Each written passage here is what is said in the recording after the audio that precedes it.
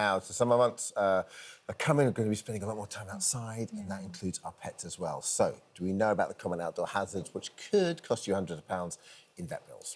Well, expert Chloe Fuller's here to warn you all about what to look out for. Now, good morning, Chloe. Good morning. And good morning to Cinnamon. Cinnamon, he's here too. Hello, Hey. Cinnamon. Where's Ted?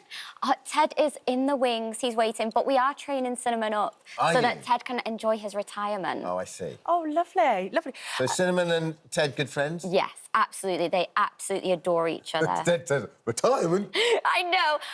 Do you know what, though? He was working this weekend at a festival and he chose not to perform, so Cinna did the show himself. So, okay. You know what? Kind of think he might be ready. Yeah. Well done, Cinnamon. Well done. Good point. So, Chloe, can you talk us through the common health hazards in dogs to what to look out for this summer? Absolutely. So the first one is actually my biggest concern, and while he's up here, I'm going to demonstrate it. So it's grass seeds. Now, a few years ago, Ted actually inhaled a grass seed, and it cost me. So this is what they look like. Now, just to let you know, this photo is obviously very, very large. They are minute, like we're talking this big. But even though they're only that big, they can do so much damage. So exactly there, what I want you to do after every walk is just pick your dog's paw up, spread their toes and check in between them. Now, if you see any grass seeds, what you can do is you can just pull them out. However, that's only if they're in the fur. If it's actually pierce the skin, you need to go to the vet. And that's because they can actually travel, so they migrate. So in the case of Ted, when he inhaled it, it could have gone into his lungs. And in dogs where they pierce underneath their armpits, they can migrate through the chest cavity and into the lungs here. So you see that on this x-ray?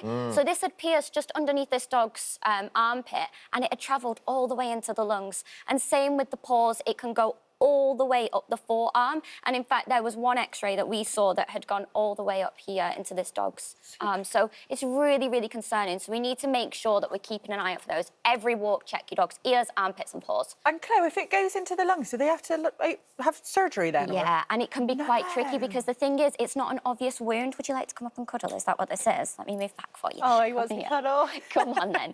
So it can be really tricky because you can't see an obvious wound. And because you can't see that obvious wound, you don't know that your dog's inhaled a grass seed, and they can have all sorts of weird symptoms. And that can be really stressful for your vet to try and find what's wrong with them. So making sure that you're aware of it and that you're keeping your dog safe and checking them after every walk is crucial. Bee stings up next. What do you want to say about that? Yes, bee stings. Now, Mr. Cinnamon here actually got a bee sting when he was younger, and his entire face swelled up. So if your dog's face swells up after they've been stung by a bee or a wasp or an ant, you need to immediately get them to the vets. However, the Blue Cross actually advises that if there isn't any facial swelling, then what you can use is you can use a credit card or something that's hard and stiff to drag the sting out. Oh, wow. And then what you can also do is call your vet and have a chat with them, because there are some antihistamines that we can give to dogs to help with the reaction. So you're going to see some sort of itchiness, grumpiness from your dog. But again, if there is any swelling, immediately to your vet. OK, and pavement? Yes, pavement temperature. So, generally speaking, in the warmer weather, the pavement, obviously you've felt it yourself, it gets really, really hot. The best way to test this is actually with the back of your hand. So you're going to rest it on the pavement. If you can't hold it there for even a second, it's way too hot for your dog. And the quote that I always like to use is, no dog ever died from missing a walk, but plenty have died from going on them when it's too hot. So if in doubt, don't walk your dog. Your dog does not need a walk every day. And if you feel they absolutely must, then let's walk them either before the sun rises or after the sun sets when it's cooled down. Yeah, OK. Sunburn, with that in mind, sunburn is a concern as well. Yeah, so people don't realise this. So just on the top of our dog's nose here, or in dogs who don't have fluffy ears or who have ears that stick up like this, then we can start to see sunburn on the edges. Same with our cats. So if you're letting your cat out and about, especially lighter coloured pets, and that's because, you know, if they have pink noses, they're much more likely to get sunburn. So the thing is, it's really important to protect them. However, we can't use human sun cream. It's because a lot of human sun cream contains zinc oxide, which when ingested can be toxic to dogs and cats. So let's use some pet products. There's plenty available on the market. A pet-friendly sun cream is going to be best. Oh, bless you. Good boy. Good boy. And what about dogs that, you know, you can't keep out of the river? Yes. Oh, just like you, eh? Blooming spaniels. So I'm going to sound like such a fun sponge now, OK, but bear with me. So if you like to play fetch with your dog in the water, please be careful. And that's because when they go and they catch the thing, they catch the stick or the ball. You shouldn't ever use sticks with dogs, actually, because it can puncture their throat. Really? Yeah, sticks are very bad for dogs. We don't advise them. I know, sorry. I said I'm going to sound like a fun sponge. OK, so if you're throwing a ball into water, when they go to catch it, they can actually ingest a lot of water. And over time, they can get something called water intoxication. That's where they've consumed so much water that their body's electrolytes go out of balance. Another thing, again, if you go into the beach, they're going to be ingesting sand when they're digging or something like that. So make sure they don't do that, because that can be an intestinal obstruction. That's going to cost you a minimum of £1,500 at the vet. So we want to avoid that.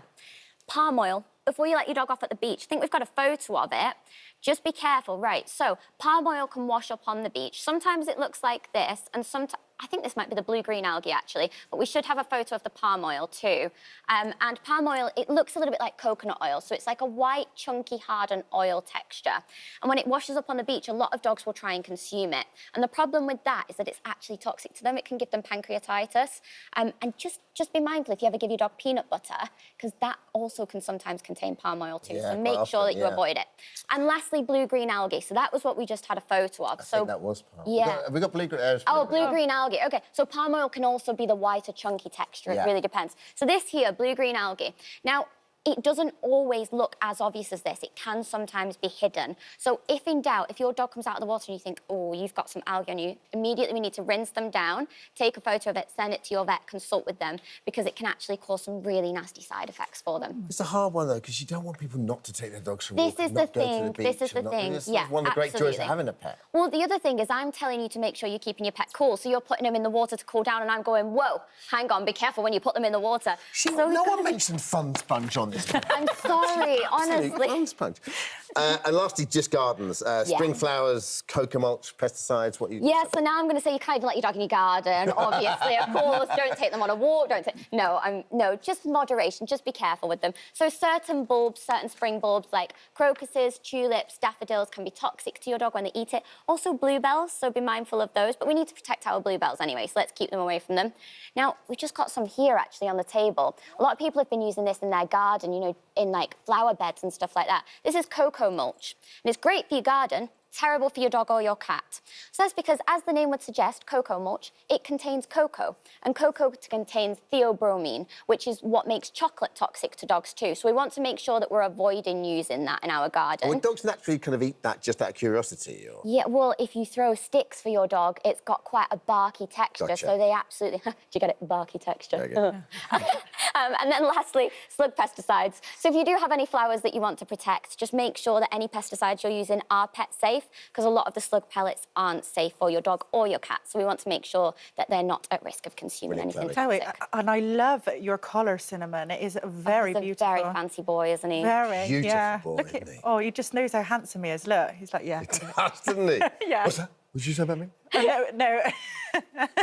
Look at him. He's like, what's that? He's like, could I come on the table? I'm you going want to to have a come little on bit the of that table. water? You can come to me. You can come to me. Come on. He wants me. I think he loves me. I can tell. Yeah, Keeps looking at me like he loves me. Absolutely, in fact. I mean, I think he just wants the camera on him, to be honest. I'm pretty sure. Thanks, Chloe. Thank you, No Cinnamon. worries. Well done. I love you. After the break.